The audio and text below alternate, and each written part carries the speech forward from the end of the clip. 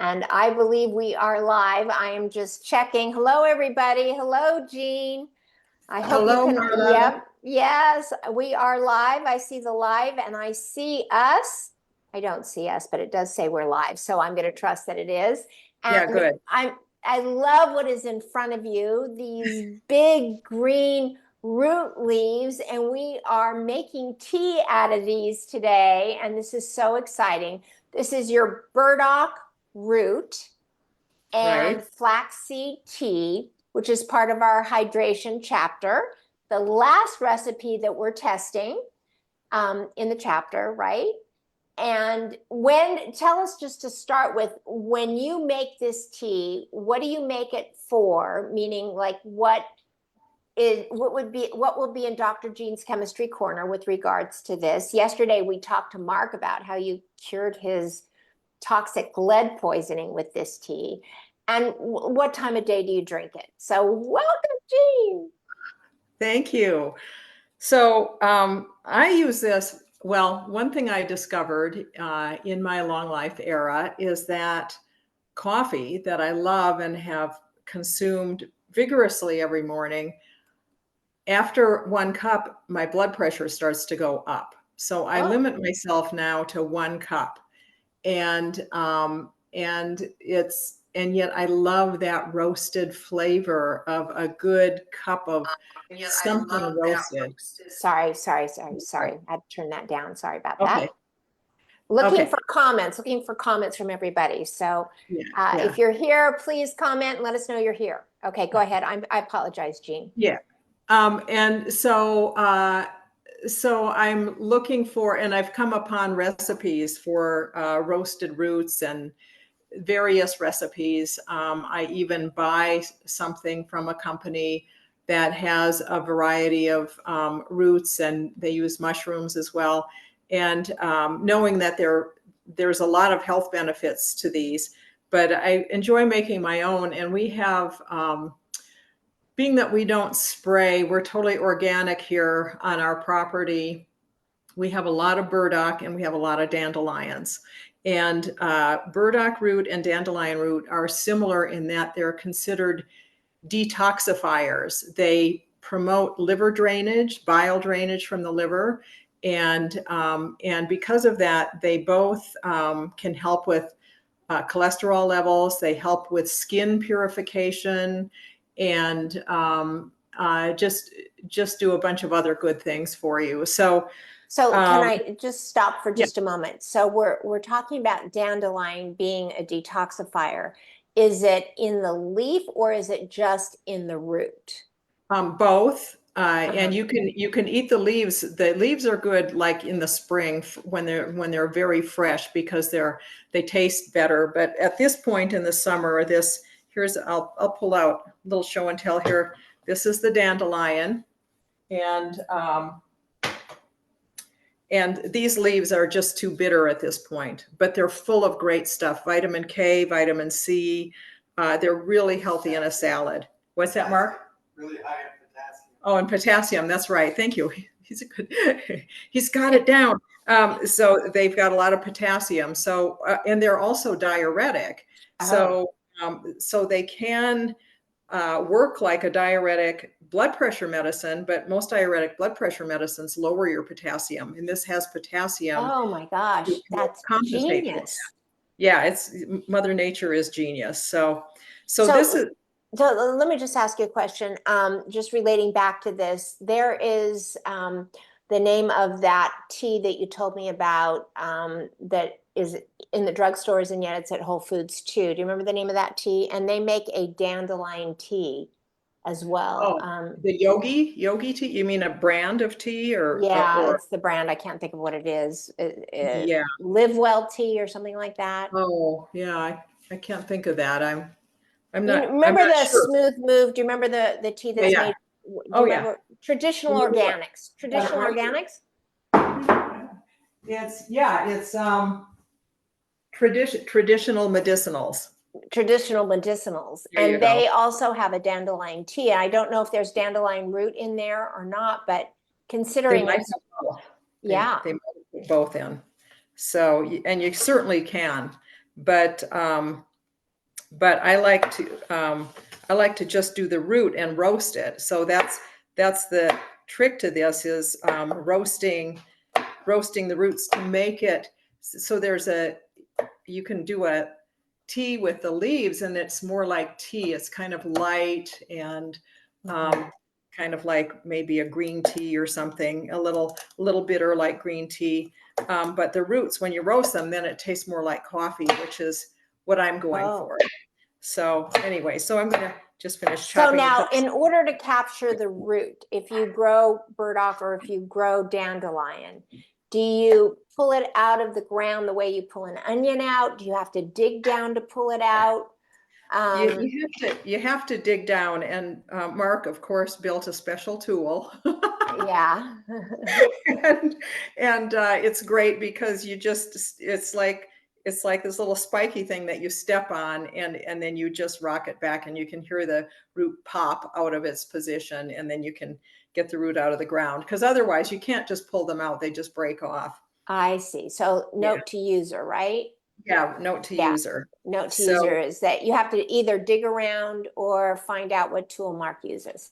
Right. Which he should post a picture in this with that tool underneath this live video. Yeah. Okay. Yeah. We'll show the tool. We'll get a picture and post it using it in action. Right. But post it in under this live, right, in the comment section. Okay. We'll do that. All right.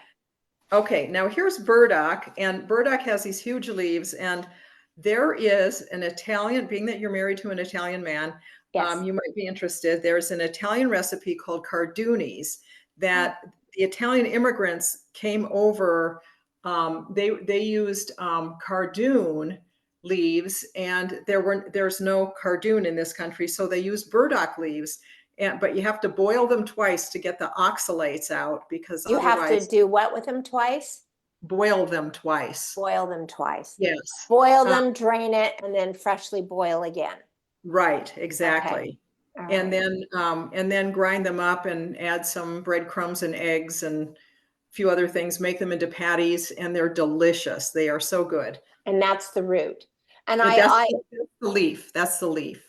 Yes. And I also want to say to everybody, if you are here and you are watching live, I can see that there are 5 people here, but I can't see who they are. So if you are here and you are watching, just make a comment, if you will, in the comment section, so that we know that you're here. And if you have any questions at all about anything past and or present, especially about the Long Life Era Longevity Cookbook, please tell me.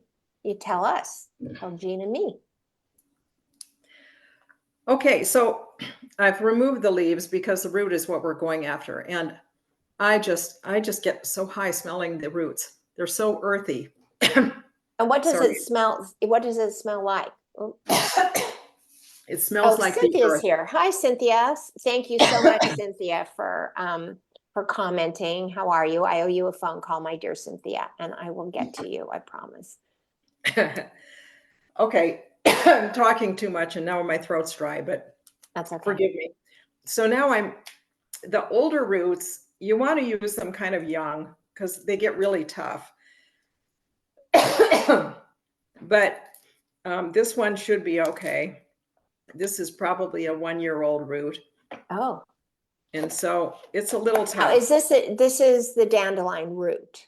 This is the burdock root. Oh, burdock. Okay. Yeah, I took the leaves off the burdock, and now I'm cutting the root. This one here is a younger root. I can't peel the bark off very well, and you don't really need to.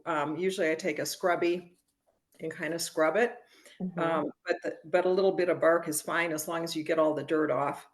Now, Jean, I've never heard of burdock until you brought the name to my awareness. And I'm wondering, I know it grows wild up in Pocatello and where you are at, but had you ever seen burdock growing in, as an example, the desert Southwest or in Southern California? I'm thinking about Cynthia and her farm. So had you ever seen it here? I've never seen it in Las Vegas. It likes water. It doesn't need a whole lot of water, but it does tend to grow near creeks out in the wild. There's places that we like to hike that are along creeks, and you see a lot of burdock there.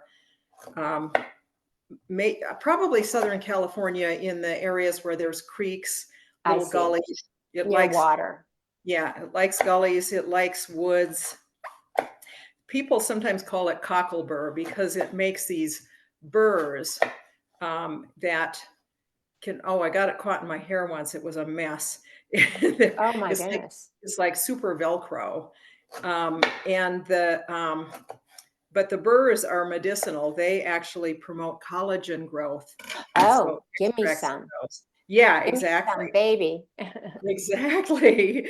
And so great for the skin. And then, this is good. Burdock root is good for acne and that sort of thing. But yeah, I think in the long life era, we particularly want want the little burr parts, that, as they call it, the fruit. So anyway, so this is the main part of this tea, this robust roasted root and seed tea. And what you do with this is put it on a cookie sheet that's lined with parchment paper, Mhm. and just stick it in the oven. But don't turn on the oven, just turn on the oven light so it makes it kind of warm, Oh, and leave it in there for 24 hours to dry. And so I've already done that with this, and this is the dried. and These are so the that got dried solely right, because it was in a dry place and it was warm because of the light. right, Now right. I have a food warmer. So and one of the settings on that food warmer is called proofing. So like if you were waiting for bread to rise. Do Yeah, you think that the proofing setting is too warm for this, or do you think that would be okay as well? that would work. That would definitely Okay, work. and for about how long did you have it?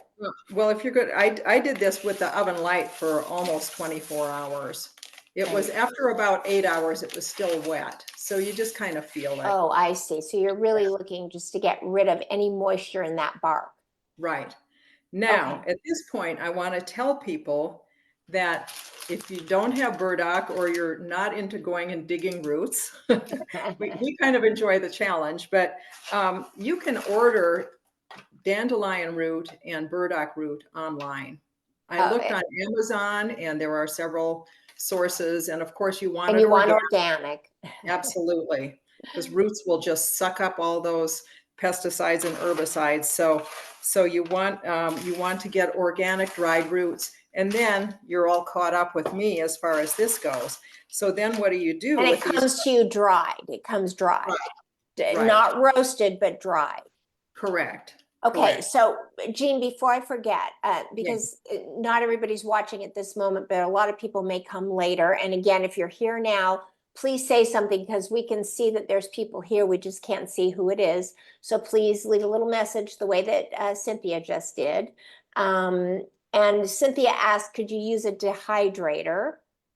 Before I go on to the comment I was going to make to You you. could. You could use a Okay. dehydrator, and it wouldn't take very long, 8 or 12 hours with a dehydrator because you've got the fan blowing. Right. Yeah. So here's my question. Or not my question, but my ask.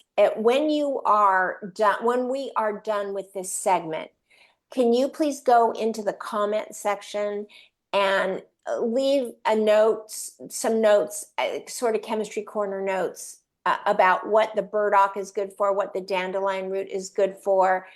And one thing we didn't do yesterday is we actually didn't post the recipe, but and I don't know if we want to do that or not, but if you'll just note what the chemistry corner piece of this is, and that would be great, and probably the recipe too. I mean, why not, Yeah. right? We posted the Yeah. recipes under the others. I don't know why Okay. I questioned that, but Oh, absolutely. but Yeah. I have a husband that does have high blood pressure, and and he drinks a lot of coffee, and if that's raising his blood pressure, then why not this, right? That's right. And the way to find out is to have him cut down and see if his blood pressure doesn't go as high. Because that's what I did. I was like checking my blood pressure every morning before and after a cup of coffee, before and after the second cup. And I'm going, holy cow, it went up 10 points after that second cup of coffee. Is And that it right? makes me very reactive. It's like, woo. Yeah, well, it's meant to, right? The Yeah, caffeine is right, meant to do that. And yes, it right. has a tremendous amount of benefits, coffee does, as we've talked about many Yes, times. yeah, But yeah, on the other hand, and I think also the body resists it in some way. So I used to drink 2 to 3 cups of coffee every morning, and suddenly I can barely get down a half a cup. It's like, that's all I want, just enough not to get a migraine headache at 2 o'clock in the afternoon. right. Yeah.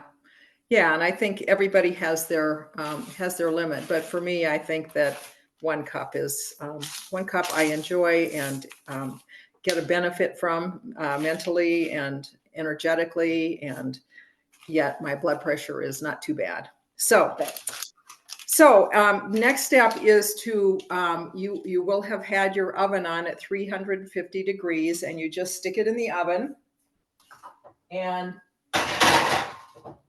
set the timer for 5 to 7 minutes, just Mhm. because if you're like me, you forget you've got something in the oven. You have to go and stir it every 5 to 7 minutes until it smells good, looks dark, roughly 20 to 30 minutes of doing that. Okay. So while it's in the oven, the next thing you do is you've got the roots roasting in the oven.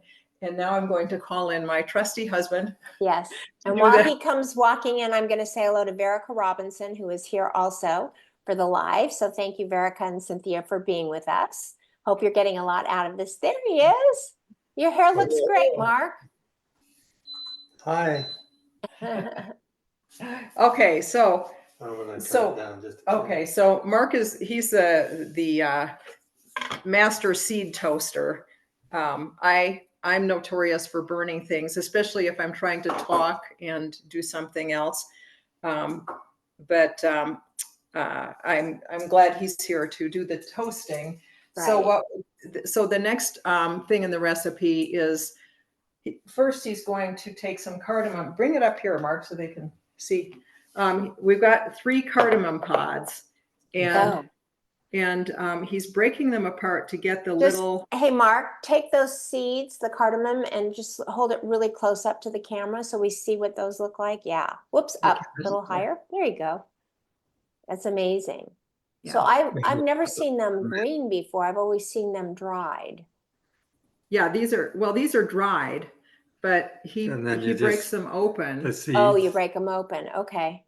gets the seeds out. So he's going to start with roasting those. And I thought 3 cardamom pods would probably be enough to get the cardamom flavor in here. And what is the benefit of cardamom? Cardamom it's not one that I'm real well versed in, but I think it's digestive, and all of these things, all seeds and spices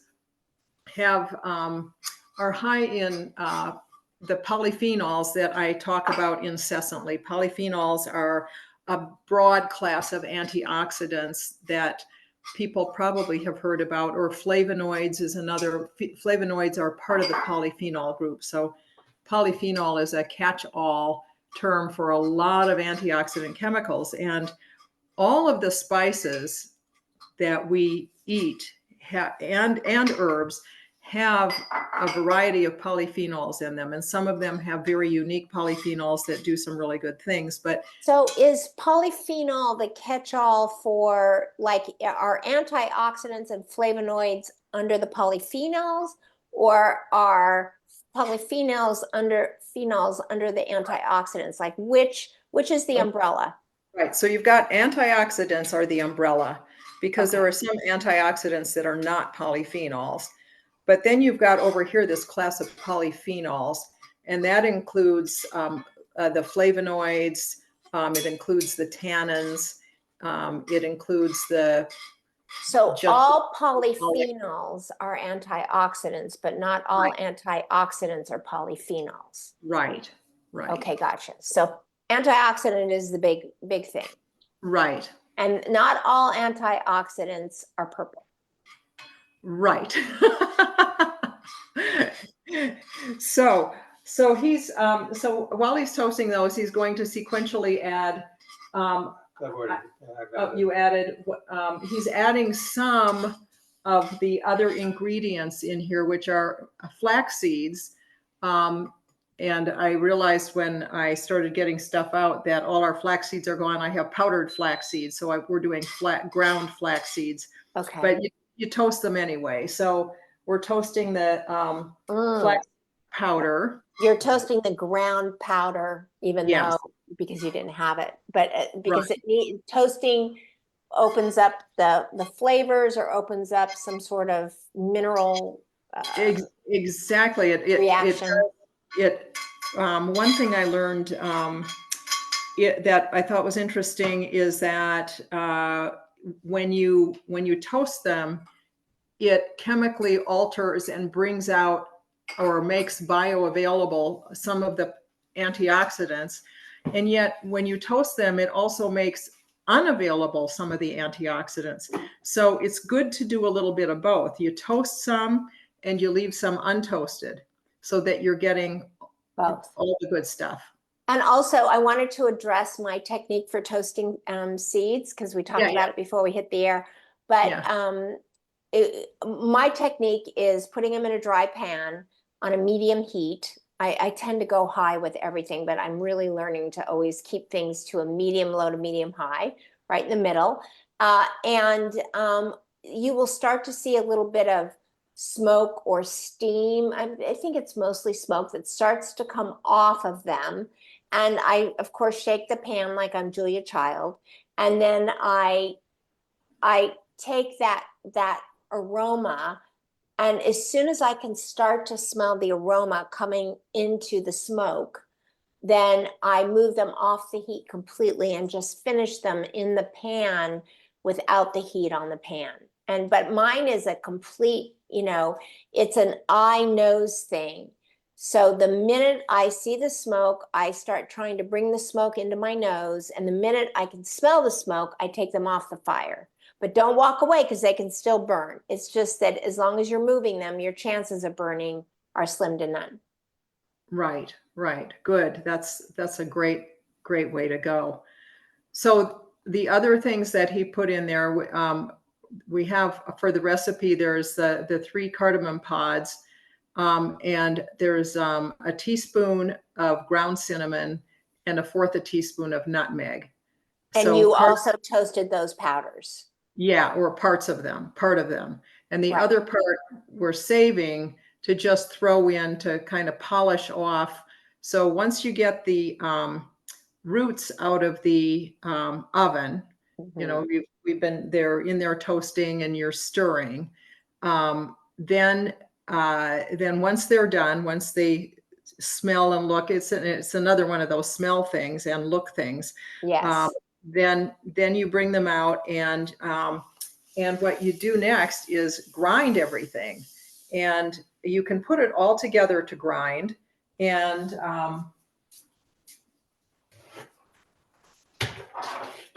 your options are, if you just love to be a hands-on person, you put them in the mortar and pestle, and you just grind it up that way, and it just feels good. We were talking earlier today as to why it feels so good, and I can't tell you except that I just get the biggest tickle when I do it. And as I said, I always make the joke that I feel in touch with my ancestors when I do it, because it's that mortar and pestle is the oldest utensil, or what would you call that? Appliance? Cooking tool known to man. Yeah. And it makes me feel all caveman-like. Yeah. There's just something gratifying about that crunchy thing going on in there. I don't know. I guess so. I mean, kind of like putting sunflower seeds in your mouth, right? Yeah, it is. Do we really like the taste of sunflower seeds, or do we just have a good time seeing if we can crack it a certain way and get the seed out a certain way? Great. And so we're going to now, thankfully, mark. Oh, and the other thing that I didn't mention that I thought would be a really nice addition is some cocoa powder. We're not toasting that. We're just putting that in straight. And again, you're getting, cocoa has so many antioxidants. This is the dark chocolate, you know, it's pure cocoa. And the flaxseed is giving you omega-3 fats, the good fats, and the other spices are giving nice flavors and other polyphenols and other antioxidants. So you can mix it all once you've ground it. Okay. I wanted to make a comment about the dandelion. Okay. Is that, of course, growing up one year during the Super Bowl, Roundup made a commercial about the dandelion weed that grew up between the cracks of your driveway and used Roundup, which is a known carcinogen, to kill the weeds. And it is just makes me gasp to think that, as Mark was talking about yesterday about environmental cleanup, that dandelion was one of the things that helped his toxicity disappear. And yet there was one of the most toxic chemicals known to man, destroying the dandelion intentionally. I mean, the irony of that commercial and what they were doing to this amazing food source given to us by Mother Nature is just funny to me in a very ironic way. It's the first pollinator for the bees too. It's the first flower out, so the bees have something to because they're almost in starving mode and they're coming out, and that's the first flower out for the bees too. So all of our pollinators, it's a great. We wouldn't have anything without the bees, so I know. Deprive them. I know. I tell my grandchildren that when they see a bee and they go running, and I said, don't you run from them. You stand there and thank them, because if we didn't have bees, we wouldn't have food. That's right. So, oh, I can really smell the nutmeg. It smells really good. Oh, I love that. Have a whiff. Yeah, so that's going to be good. Okay, so what you do with this powder is put it in a little mason jar to store it until you're ready to use it. And it's not like instant coffee. It's not going to go in and dissolve. It's more like Mark's brew yesterday. It goes in and it kind of, first of all, you heat up water. And so you're making like a tea. And per cup of water, anywhere from a teaspoon to a tablespoon, sort of depending on your taste preference. So I've made now let me ask you, as you're gonna, I know you're going to get the heated water now, but let me ask you a question. There's the tea holders, the stainless steel little tea holders. Right. Let me grab one. Maybe. Oh, you have one. So are you suggesting that you use like that kind of filter source for it, or do you just put a tablespoon in of each without the filter source? You could totally put a tablespoon in this. And put this little thing on it. Oh. And then that just You should here. I hate that I'm always having him do things for me. I'm going, I need to get more independent. And then it just I think you're independent. I'm in love with that. How clever is that? Yeah, it's pretty awesome. Now, how long to steep? Again, this is a personal preference. When you're steeping something that's a medicinal herb, which these are, if you want to get the medicine benefit from it, you want to steep it for 15 minutes. It takes that long. At least. Yes. At least. Yes. Okay. And, but if you're just going for a little light flavor, you could do it for 5 minutes. So, what I've done though, rather than doing this, I put 4 cups in the French press and 4 tablespoons of the powder that in the French press. There you go. Yeah. So then you don't need the filter that you just showed. Right. And even with that, it's not dark. It's not as dark as coffee. It almost looks like a dark apple cider, the color of it here. Yeah, or even a dark bone broth a little bit, only it's a little more golden. Yeah. Yeah. And so now tell me how it tastes. let's see. Here you go. Cheers. Well, hi, Cheers. everybody. Cheers. You have to smell it first. Smell cinnamon. Does it? Mm-hmm. Yeah, it's like a real mild cup of Mhm. coffee. A real That's smooth. amazing. It's oh, and the chocolate is nice. There's a little bit of you get the chocolate as sort of an aftertaste, the cocoa. And do you find any type of a brain punch from it all? Not like caffeine, because it Okay. doesn't have, except for the cocoa has a tiny bit of caffeine in it, but not enough to really be perceptible. So it's more of I don't know. Well, what I found is when I was doing it for detox, it was probably about 3 days out, you just started feeling lighter, because I was feeling pretty dragging at that point. But Let's talk about this one more time, Mark, because those people that might be watching this today may not have watched yesterday. But let's just tell your story that was so shocking. And thank you so much for your vulnerability and sharing that story. But you were involved in environmental cleanup of lead poisoning in Montana, and just outside of Helena, Montana. And yeah, it lead smelter. from a lead We were smelter. tearing down and cleaning up the soils because it was leaching into the groundwater in Helena and the lake next to it. Right. And you became disenchanted with the process, and you were managing a bunch of guys, and you felt sure that they were being impacted in a way that they were not being kept safe as you felt they should be. And you yourself had lead poisoning that you had come to understand while you were there, right? How did you come to understand that you had that what poisoning? happened is that anytime we go on a new project, and I was kind of in charge of going around the country and setting up jobs and hiring people and getting equipment.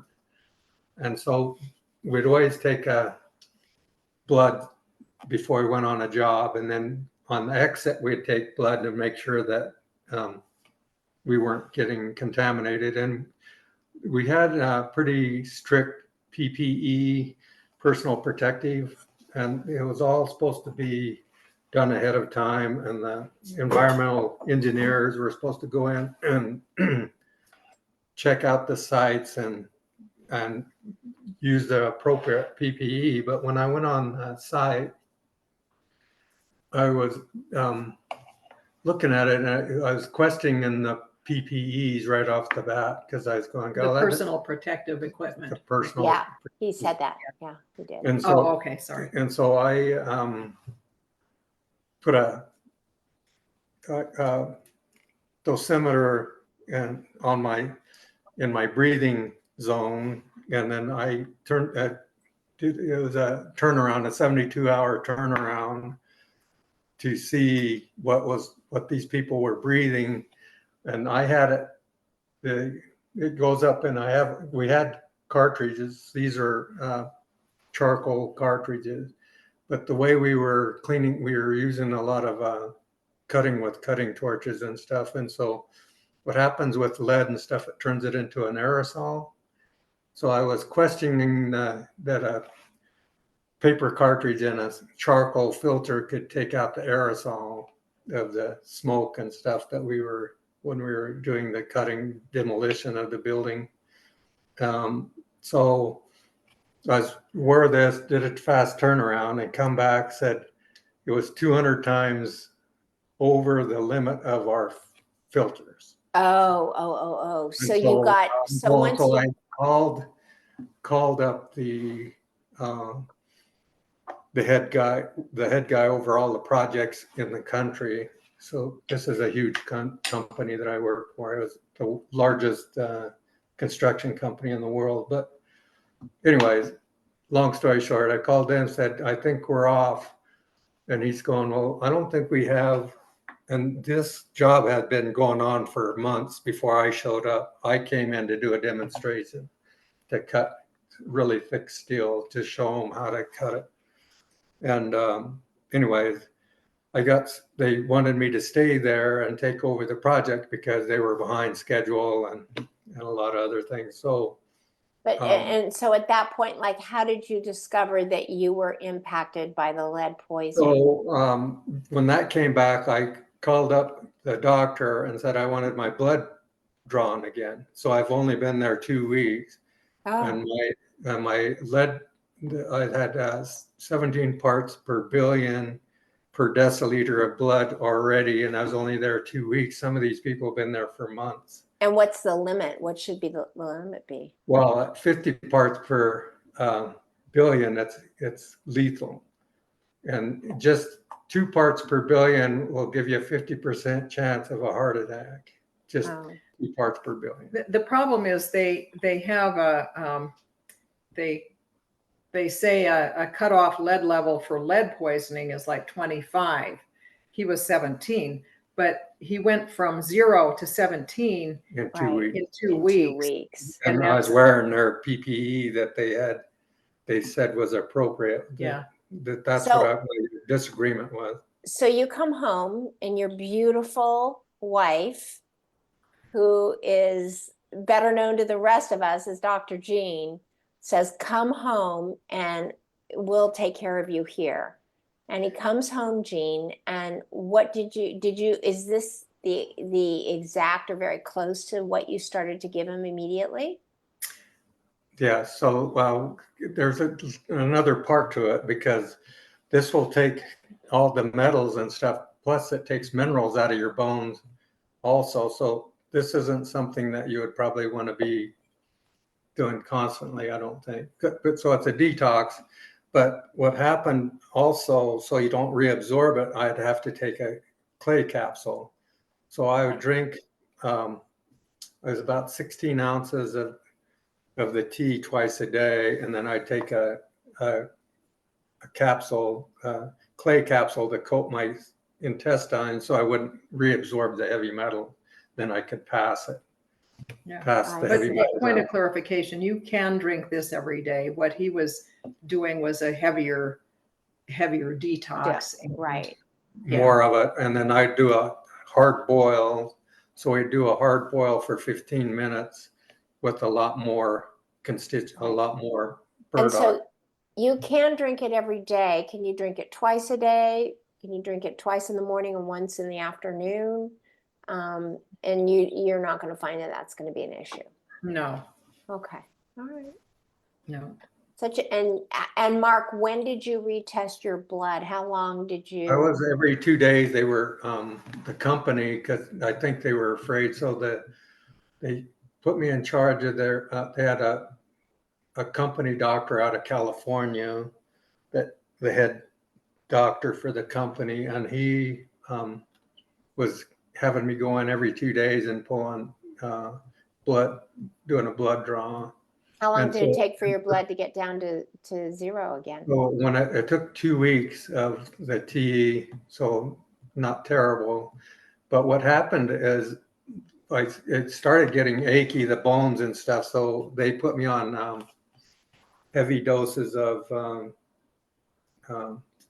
minerals and stuff. So they gave me a bunch of supplements also to supplement, because I was draining, because we were trying to clean everything up. I was, also taking out the minerals that you need and stuff too. So, and when he says there's a company I was working with at the time. I had a clinic with them. They're an herbal aromatherapy company, so they have essential oils and herbs. And the woman who is in charge, one of the owners, is her family. She's the one who devised this formula for Mark. She knew what to do.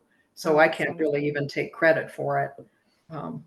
Well, I mean, knowledge is passed down, and everybody absorbs the knowledge and packages it in their own way. Yeah. Right. Exactly. You can take credit for learning well. Yeah. Which we all know is a positive of yours. Yes. Yeah. Positive trait. You learn well. Another side story is they don't know of any other way of taking that out of your system. That's the only, that doctor's never heard of another way. He was blown away. This doctor, he's going, this is crazy, you know. Well, so- there are some drugs you can use, but Well, they're that pretty was- heavy duty. Yeah, they were doing for if you were on like if I was out at the site working with radiation, they have iodine shots that they give them.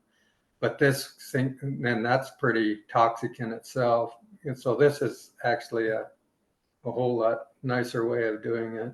Yeah, and it tastes good too. But you know, just like you know, if you will, you know, the medicine. I mean, I could say blood pressure, AFib, cholesterol. There's so many. Those medicines do what they claim that they do, but what they don't tell you is what they do to the other things you have that are probably like blood thinners, right? Are so dangerous to your body because of the bruising and the bleeding and the, you know, the other things. So there's side effects with everything. In fact, may I just add, I eat a salad every day. I have eaten a salad every day for lunch, for as long as I can remember, like 30 years, 40 years, a salad every That's day. why you look so fabulous. I Oh, mean, a thank you. salad, dark leafy greens, and then all of the other things that go into a salad. You know, you've just been getting antioxidants for 30 years. Well, that's good to know, but there's a downside. So I did an epigenetics test, and there were maybe 6 things that I needed to take out of my diet for 90 days. And one of them was lettuce. Huh. Because over time, just like, you know, if they say if you eat spinach every day, it becomes toxic. Well, the oxalate, I suppose, if you The have oxalates, right? Yeah. Right, from the oxalates, right? So apparently there must be something from 30 years every day of lettuce that has built up in my system. And so I'm on a no lettuce. And I did ask, what lettuce is it? You know, and she just said it's anything that's, you know, romaine, butter, iceberg, but go ahead. So spinach and kale are okay? Yes, those are Okay. okay because they're Okay. different. And so the point is that all things that are good for you are not good for you if you do too much of it. So a glass of wine every night is great for your blood pressure, but 4 glasses of wine every night, Right. you know, maybe you need to go to an AA meeting. You know, that's Even- just a joke, but I'm just Yeah, saying. but even too much water or too much oxygen will kill you. Too much So, oxygen will kill you, right? If you, yeah, yep. too much So- oxygen. Wow. Yeah. Well, I love this. This concludes our hydration chapter, chapter 1 of the Long Life Era Longevity Cookbook. It has been fun. We ourselves are beginning to now move into chapter 5. We are starting to write and review all of our knowledge and recipes for chapter 5. But we've just finished 1, so we are about 3 chapters ahead of ourselves in the testing. Also, I just want to say this, and I really should start every segment and try to remind me to do this next week. And with all segments that we do, is that if you would like to be a taste tester for us, we would be happy to send you a recipe or 2. We want to make sure that the directions take you step by step. And so we want feedback on ingredients, and we want feedback on the step-by-step in directions that you're comprehending it and you're not confused, because there's just like a sentence that could be missing that we just didn't note, or certainly I should put that on me.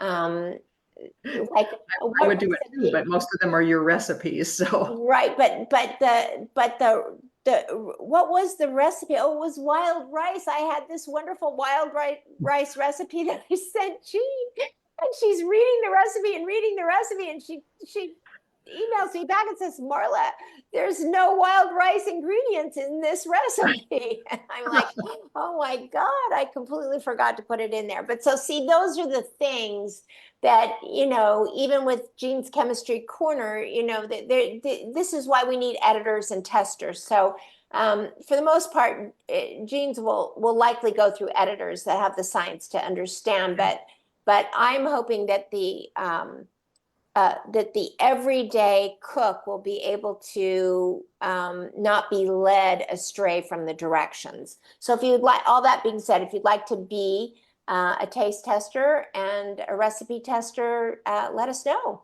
and we'll send you a couple recipes to test for us. So that's great, right? That would be great. I hope a lot of you out there volunteer.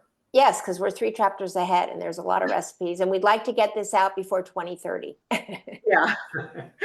Fingers crossed. For sure. But we are working hard and loving every minute of it. So Yeah. that being said, love the 2 of you. Continue with your long life mindset. Long life mindset is everything. I want to say that I feel like in this particular age group that we are in the prime of our long life era. So we should live, love, and be happy, and with vigor and strength and good health. And I love every minute of this. And Jean, you're going to go back and in the comment section put what the benefits are and a little bit of the recipe. And I will see you, Jean, Friday morning at 8 a.m., 9 a.m. your time. And I just want to promote that in the Long Life Era group at 3 p.m., I'm doing a live interview with Barry Shore. Yes, I'm able to connect. Finally. And so we're going back to doing interviews within the group. And so I hope you'll join us then. And that's it for me. How about you guys? Thank you. This has been fun. It's been fun. Yeah. Back to cherry picking. And thank you for your assistance. And what did you say, Mark? What I missed what Mark said. What did Mark say? Oh, I'm just going to go out and do some cherry picking. Our cherry tree. Pick your cherries and shoot a video of your tool that you get the roots out with. Yeah, we'll go do that right now. Okay. All right, guys. Love you. All Go out and ready. Spread love like butter. Spread love like butter. There you go. Bye, everybody. Bye-bye.